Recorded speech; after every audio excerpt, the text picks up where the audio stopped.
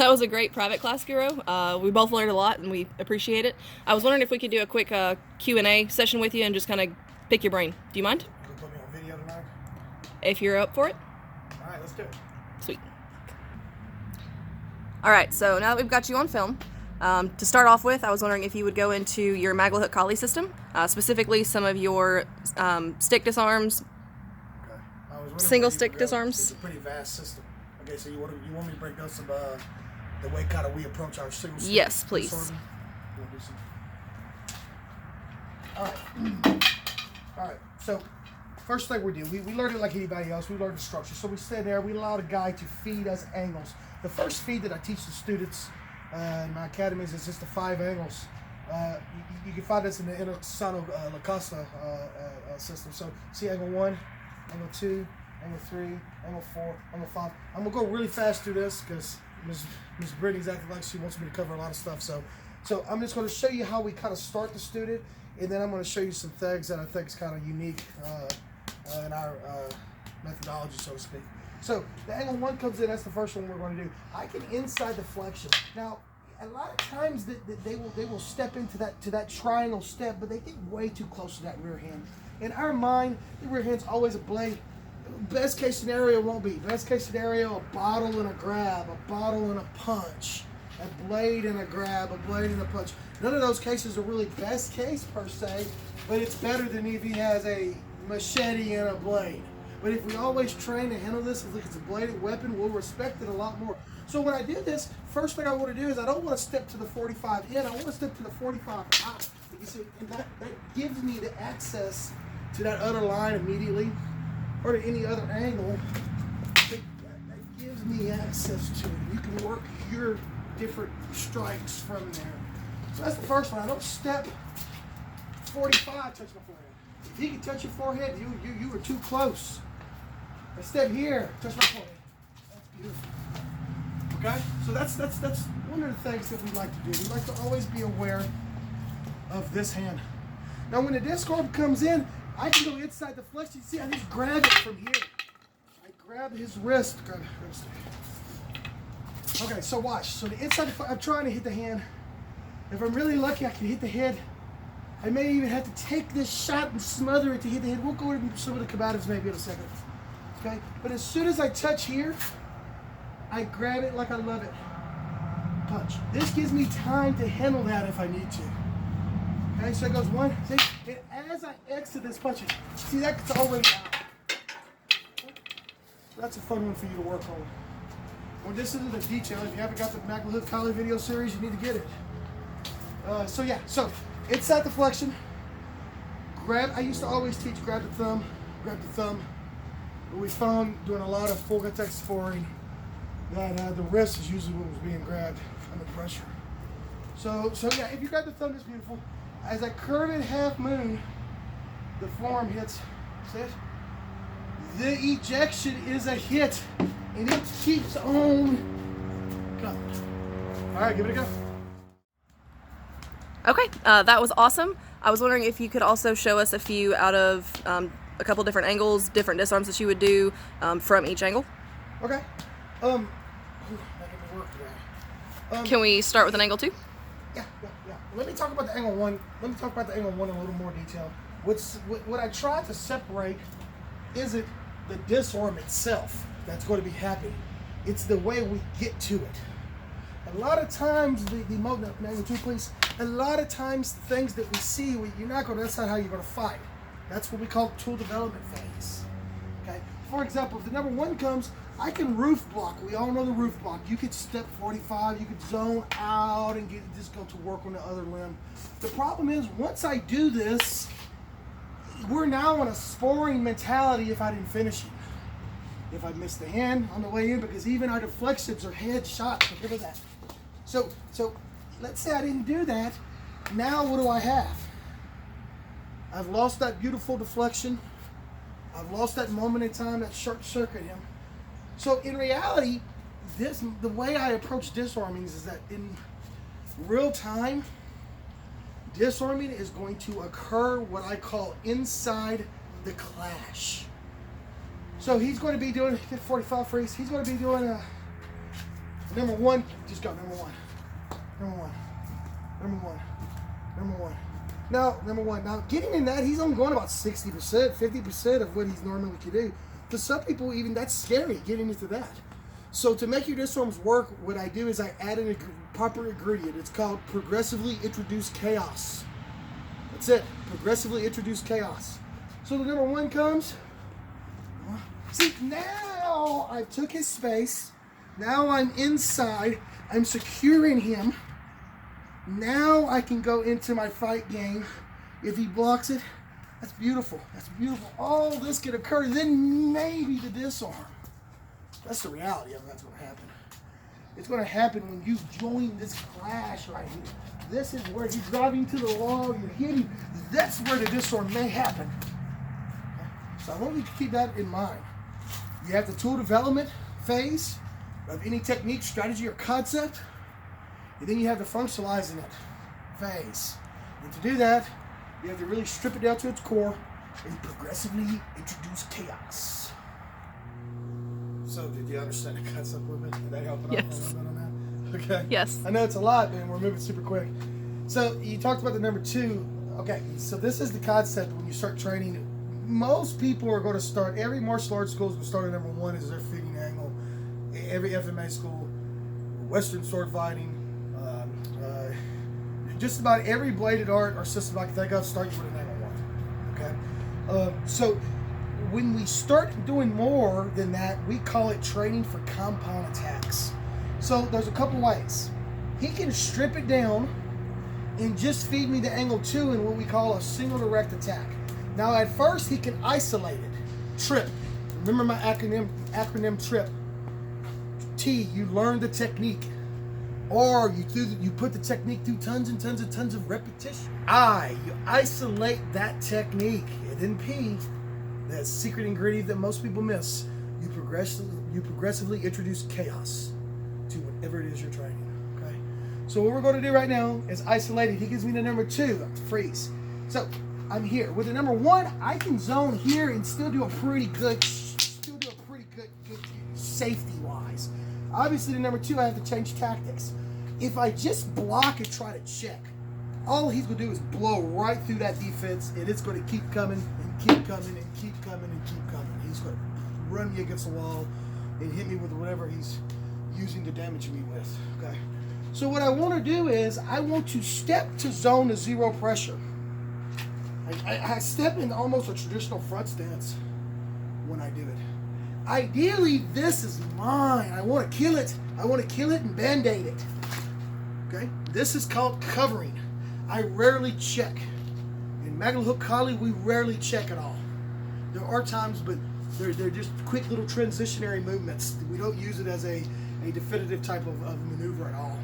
Because when you check, I don't care if it's here, I don't care if it's up, I don't care if it's down, there is too much space for a screw up. But when I cover, I check his space. And I am I'm zoning the zero pressure.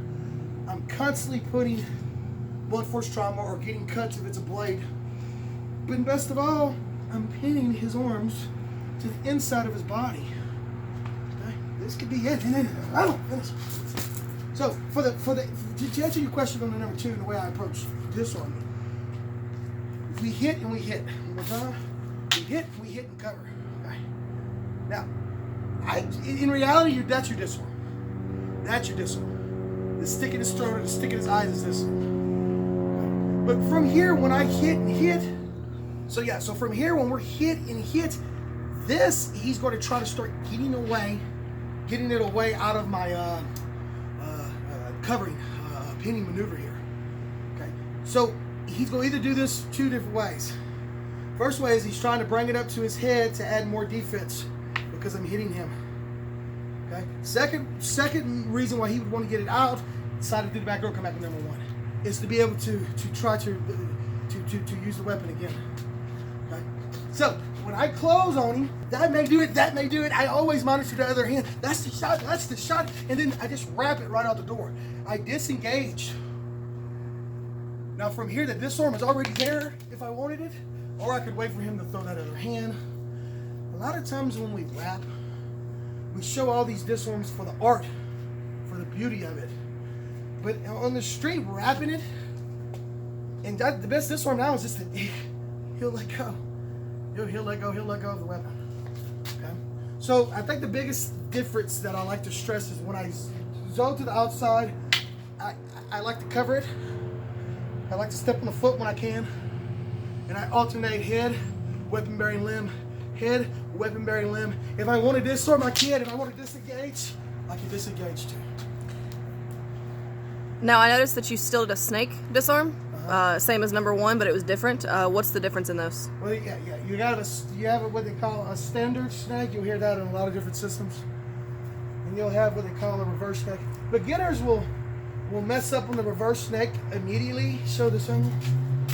Because they loop the hand like this. And then that punch is just there. It's easy to strip it or take the weapon from me or lock me with it.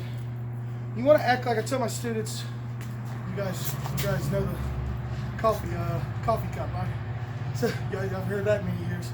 So when I go here, I act like I got a coffee cup in my hand. Don't spill the coffee, don't spill the coffee, don't spill the coffee, don't throw the coffee in his face. That's on the weapon. Okay. So if you follow that little trick, don't spill the coffee, don't spill the coffee, throw the coffee in his face. Sorry, Jay. If you follow that little trick, you'll get that reverse disarm. So yeah, but the disarm that I chose was just arbitrary. I mean, snakes tend to snake the weapon. Don't think of a garden snake. Don't even think of a cobra. Think of a boa constrictor. You want to be as tight as you can. I mean, he's getting and this can bring us into a lot of the do-mog, a lot of the lockups, a lot of the secure positions. We could go so many routes with this. Okay? So I can snake his weapon. I can also strip the weapon. By stripping the weapon, you grab the weapon-bearing limb in places that are conducive to this not moving when you put pressure against the thumb. In other words, I can't grab it here and think I'm going to strip him. That's a different technique all on its own, right? So I have to either wrist or thumb tend to be a best position. So the next step with it is to not use as much possible with the weapon as you can, because the weapon is here. Punch comes. I mean, the weapon is here to be used for you, not to worry about disarming this stick, because hitting him is going to disarm the stick. So when I hit him, he may grab the stick even. That happens a lot. You struggle. There's the string. See, grab it. See? And then you just clear it and hit. Okay? You're the one with the weapon. Okay? So when I go here, you want very little movement. Look at that. This never left his head. And also you use the bone, and you don't hit with it. When you do strips, a lot of students, beginner, intermediate students, will try to do it. They'll try to make the stick fly or land hard. They hit. They're just hurting themselves. And if it was a bladed weapon, you'd be laid open. I tell my students, act like your bone is a magnet. Magnetize yourself to the weapon, and then press. And then whatever from there. Okay? Does that answer your question? Yes, it does. Thank you. Okay. That was awesome. Thank you.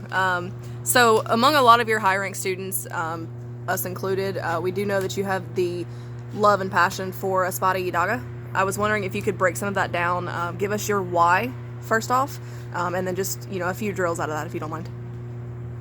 Yeah, it's kind of a funny story. When I started training FMA back in 92 or 93, I did like I always did. I still do that. I'm a huge martial arts.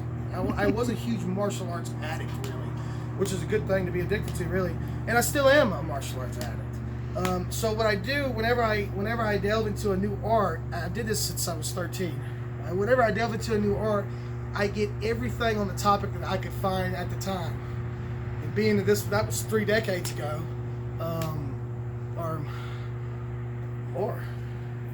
about 3 decades ago, yeah. So back then we had VHS and we had books and we had magazines, right? So I had started training Kali, and I went to my mom and asked for I started saving my allowance, and I looked in Black Belt magazine and I saw the black and white cutouts of Guro Brown and Asano holding 2 knives in the photo like this. Now, I had heard a little bit about him, but I knew he was connected to Bruce Lee somehow. I wasn't even a Bruce Lee fan at the time yet. That would quickly change, and maybe that's another time for a video. But I definitely was not teaching Jeet Kune Do. I started training Kali before I did Jeet Kune Do, really, to be honest with you. So anyway, I looked at Guro Dad's videos. He had that old, what was it called? Turtle. He had the green turtle logo. Some of you older guys will remember that. Turtle Productions, I think. Anyway. I went through a save. I could only afford one. My allowance was short that week. My mom, she's trade labor, man. And I went through. I said, which one to get, and I saw. I think it was VHS tape 4. It said long and short stick, and in my mind, I'm like, I'm going to learn long and a shorter stick.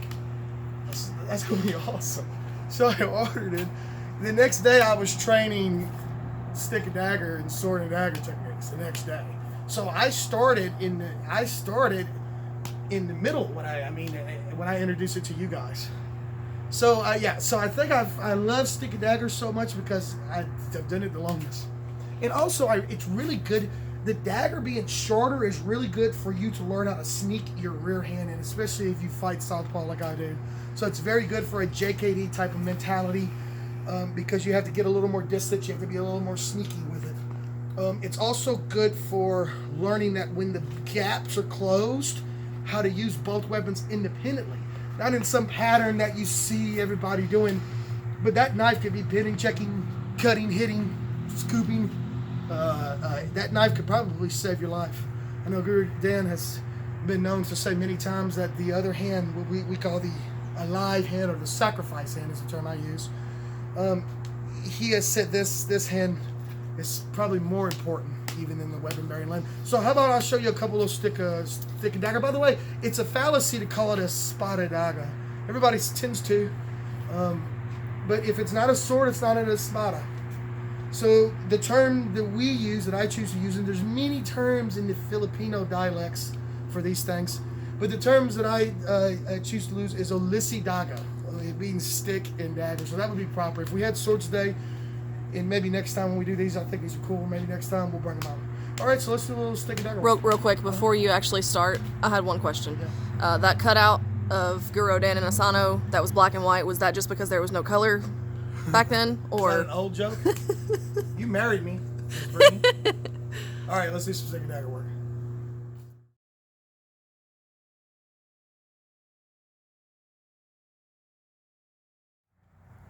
All right, focus. We're back at it. Oh, you have a question? Okay. No, not yet. Here we go. Utilize it as spada dagger. Okay. I start the student in the same formula I start the student with single stick. Just step forward, right leg. If inside the flexion comes, we work on tool development. After they get that, they know that this is the next. It's the same concept as we did with the hand. It's an inside the flexion. Now, obviously, later on, if we can already get the dynamic entry immediately, that's very important. Okay, what I mean is, if we can handle this and inflict as much damage with the secondary weapon as we can. I call it a secondary weapon only because you have the reach, and the stick is in your front hand. Biggest pet peeve, guys. My black belts will tell you, because when I see people put their weapon in their back end when they knife spar or when they force, this is all meat is good meat in my mind. This is going to be mine. This is going to be Sunday dinner to me. Does that make sense? Ew. Okay, so you wanted this to be candid. Well, yeah, but all right, that's so a little gross. So what I want to do, if I can take a spot, if I don't need to enter lethally, I won't. But in this situation, you probably would. Brachial plexus works. When I scoop this, I like to zone and monitor. Now, this was the years of teaching it this way. Man, that has a very structural problem. Very high risk of your own injury, especially under pressure. So, again, when I go here and I zone it here, I go low with this. Now, freeze. First thing, go back. Now go. This is already just hitting. See it? And then I could just, whatever. First thing is I'm just going to try to zang the hell out of that hand. There it goes. Here, See this? See, this is armpit or brachial plexus. Okay, this is hitting. Try not to do the old school as much, although there's a time for it if you're extremely close, jammed up. But if I can hit, because that's already gone. See, and then you can do whatever you want to do after that. Can we get the opposite angle for that one? Just to emphasize on the knife, I please. think the point I'm trying to break out is that I want it finished as quick as possible. When it's at a coordination drill, we got hundreds and millions of those, right? But when you talk about the combative capability, which you should always train in that mindset, when you talk about weaponry at all, a weapon's a weapon. A rock can kill just as good as a blade can. It was the first murder weapon known to man. So what I want to do is, number one, please. See, so I want to get, now my best case scenario is outside line. We talked about that earlier. Now, a couple things. Just do this. There's the middle. That's the hornet's nest. That's where you get stung the most. It also happens to be where most of the goodies are. But boy, I don't know if that trade-off is worth it. When there's a way to get there more strategically. So you have the center, you have outside, you have outside. Let's keep that simple right now. I could go into more detail with this. So right side forward. So my goal should be to turn this 1 into essentially a 2. No, I don't mean by the way the weapon trajectory is. I mean that a 2, automatically, if I have no weapons at all, kind of go 40% with the 2. Keep going. That's without anything. I just stepped in. A 1, go 50% with a 1. Ooh, I don't think I could do it. I don't think I would try to do it. Now just go. Hell no. Right? so the point is to turn this into where I can get to the thing. So the first way to do it is this. Go. Do it again. Then go. Yeah. So see, I'm going to spike it. See? That's into the structure. That's the first way. So slow motion. What I'm trying to do now, this is a very sneaky shot. I've been doing this. This is probably my oldest technique. It sits in my FMA history. I learned this technique from a karate guy, actually. And on these video series, I was an old school Marine. But he called it the spike, and I still actually teach this. Not only do I teach it, I've got a whole series on it. It's in the Magahook Collie video series. But what I'm trying to do, give me slow, is you okay? I'm trying to clip the hand out, no, knife to knife. What's beautiful, number one, what's beautiful with this is that it's like you're shoveling dirt behind you. This is the number one mistake students come back with this. Number one is they're going to go here. You've lost all structural integrity. You've lost your ability and your feeling of going forward with that. What I want to do is okay, if I was here, if I was boxing you and I sway back and then I boom, right? So see,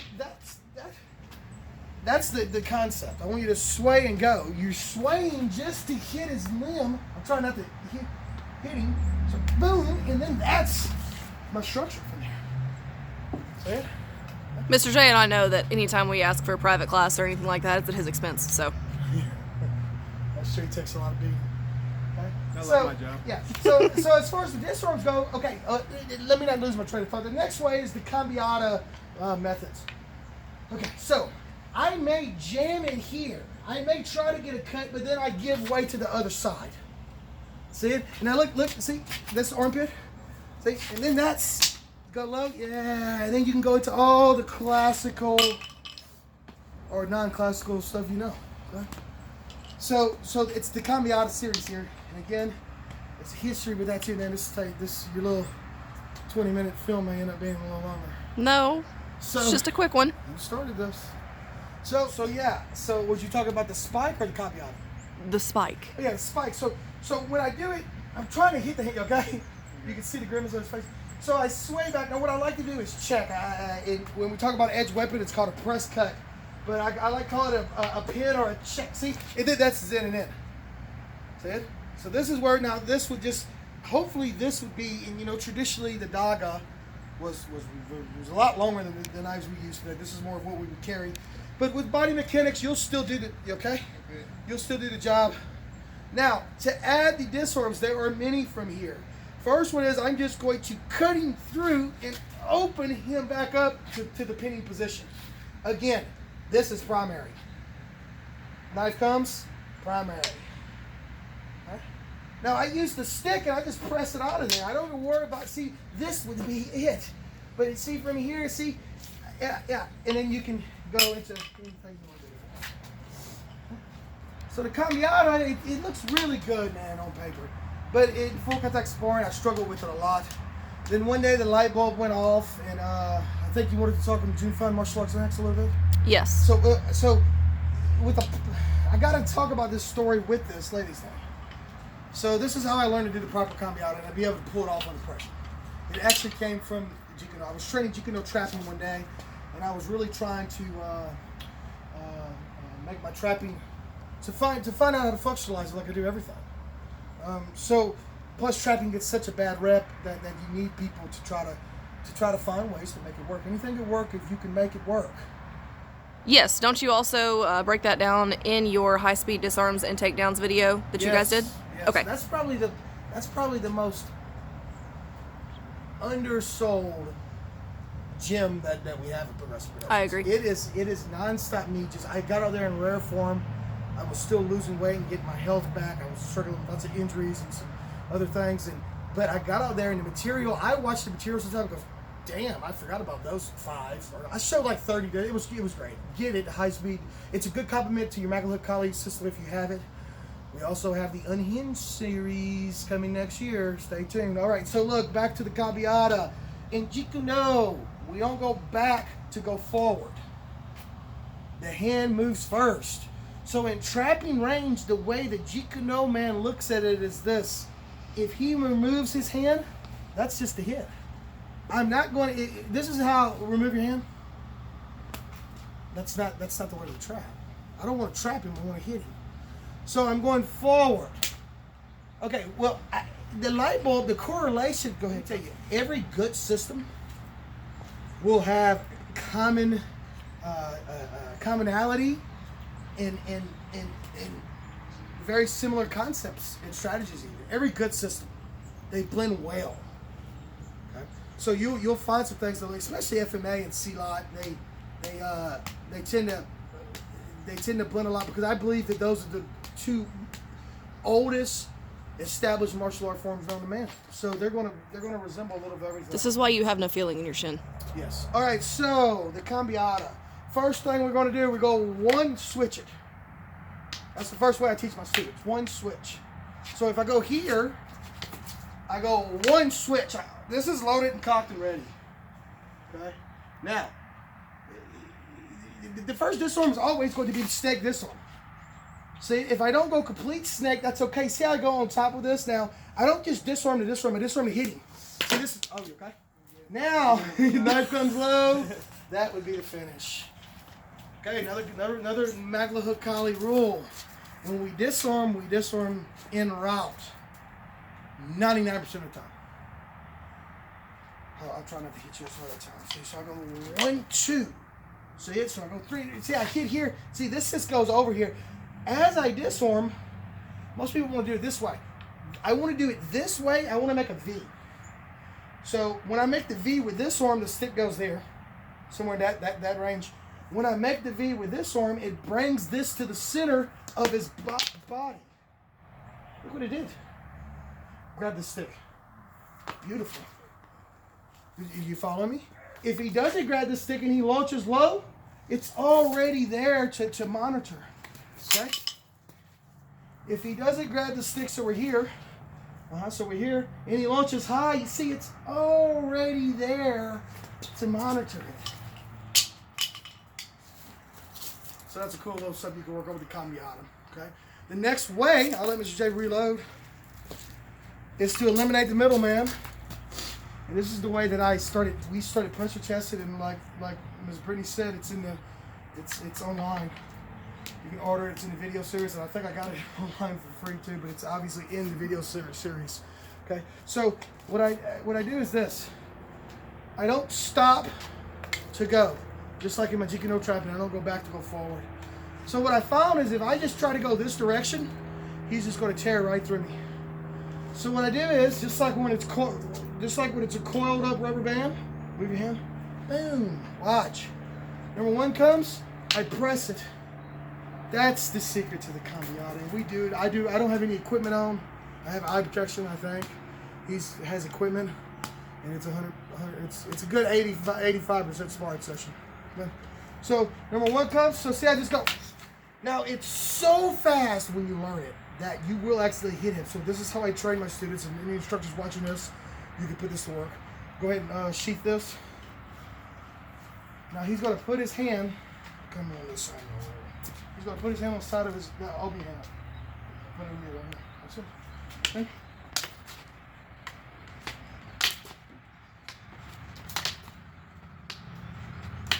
All right.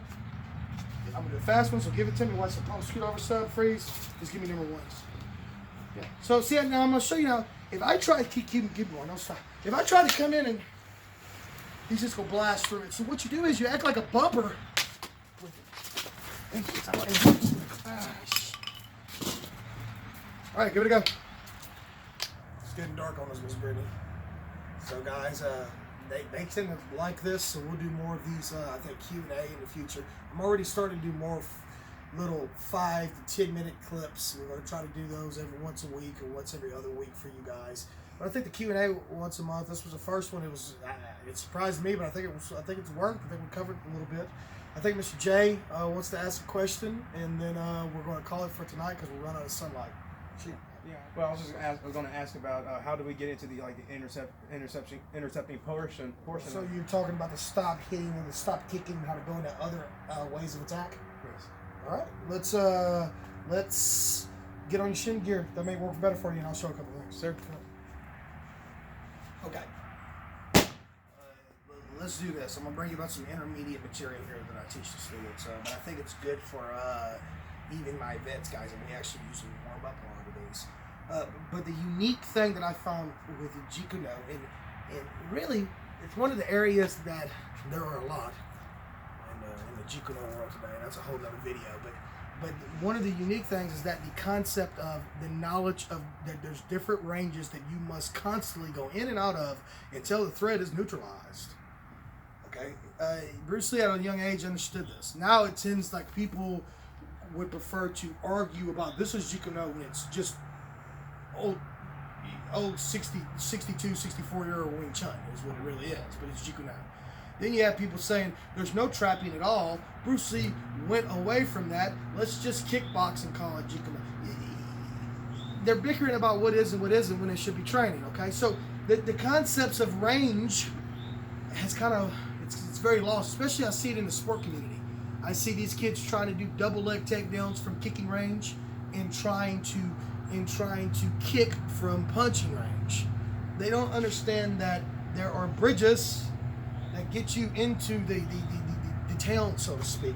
So he asked about interceptions. I don't know why I chose a mitt format, but we'll do it from here. The first thing I usually like to teach my level 3, level 4 students is I make him shuffle in this jab. Go. Go back. So I make him do that a few times. I keep my jaw tucked. I look through my eyebrows. And then I surprise him with the G-Tech. That's the first thing I do now. If you guys know me, and this is controversial online sometimes too, when people talking about me, but I don't do the G-Tech, just put your leg out. I don't do it passively. I don't keep the foot turned in. I don't just lay it down stiff-legged where you're working on nothing but ligaments. Nothing I do is passive in any of the progressive martial arts training systems curriculums or the adaptive combatives curriculums. Everything I do has a driven purpose that's designed to have a desired result on him. So when he steps, I enter from there. And then I would just go back through it. Do it one more time. I enter, and then that would be, then you can go back to whatever you want to do from there. Okay? So one more time. Fix it. So the first one, watch. So I go here, I go one. So I enter with it. I just lay the finger tab down. I put it by his eye. Because it's really no need to target. Target where it's going to be. And having control and not hurting him is good too. So it goes 1, 2. I rip the cross. See? See? I rip the hook, the cross, and then I add the kick to it. That's the first one I like to teach. I think it teaches the stop kick good, and it teaches to sit slow. It teaches to set down with the strike. See it? With the strike. And then you can add your ABC, straight blast. You go into a lot of things from there. Okay? Now, So what does ABC mean again? attack by combination. So your boxing attacks, jab, cross, hook, cross, hook, cross. That's attack by combination. Okay. Okay? Multiple shots in that person. Now, if I go here and I go for the shot, but he picks his hand up, that's when I don't trap because I have to trap. I don't trap for the sake of trapping. I trap to move this thing. I trap to move it so that I can start banging him again. So that's how you would go into that. If you wanted to go into takedowns, you could. But we start at long range, kicking range. Inside of kicking is your boxing range or finger jab. If he puts a hand up to block, he's defending. Just put your hands out. See, I go here. See, that's the shot. Then I would let him go back into ABC. And then if I wanted to kick, I could kick. So in short, it's a little trapping corner for you guys. I'm done for tonight. Thank you. Thank you. Thank my you. wife, Miss Brittney. Thank you, We'll Guro see Brown. you guys again.